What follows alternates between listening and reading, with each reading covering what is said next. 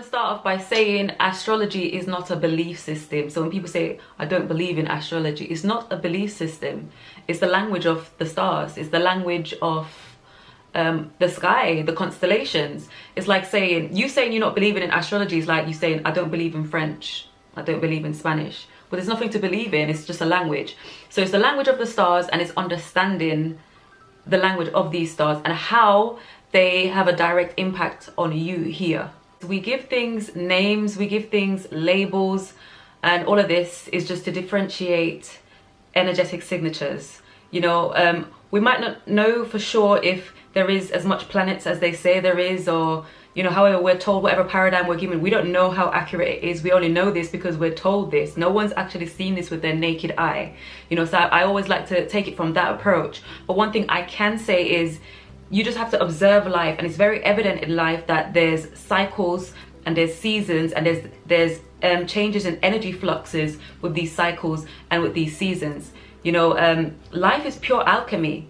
Life is pure science, and understanding, you know, the alchemy of life gives you a greater understanding of, you know, the existence, you know, how everything exists in perfect harmony, how things stay balanced, even just like our body, how our body's made up. Things have to be in certain place, and things have to exist in a certain harmony, in a certain balance, to kind of keep a homeostasis. Our DNA is connected to the electromagnetic field of the universe. All of our DNA kind of makes up that database and the collective consciousness. You know, like even the sun, we're bioenergetically connected to the sun. The sun is what gives light. Light is information, because light is literally what makes everything visible. Without the sun, there's nothing literally to perceive. You know, similarly, Mercury governs our intelligence, our mind, how we communicate, how we express ourselves. Mercury in your chart will be how you express yourself, how you communicate, how you think. So all the planets literally plays a part in the different kind of faculties within us as human beings and how we function. Like for instance, the moon, they say the moon has a gravitational pull of the ocean. It controls the tides of the ocean, it controls water, and there's no coincidence that we're made up of, I think it's over 70% of water. There's also no coincidence that the moon phase is 28 days. So the moon goes through its entire phase of full moon, half moon, you know, increasing and decreasing, new moon. It takes 28 days to make that cycle, and there's no kind of coincidence that a woman's menstrual cycle also takes 28 days.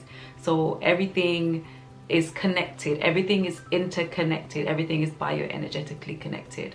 And when you start to understand the building block and the construction of life, a lot of it will make sense to you. I mean, even numbers. Have you ever thought to yourself, what's letters? Who made up words? Who made up numbers? What are they? All they are is differentiation of energy. You know, this is why they say, you know, like words cast spell, you know, it's called spelling for a reason, because all it is, it's energy. You're casting out different frequencies, different vibration, different energies. Numbers are energy, and I want to bring you guys a video, a basic video on numerology, so you can understand the different energetic signatures of each number and what they mean, and how you can understand your own numbers from your own kind of birth details, etc., etc.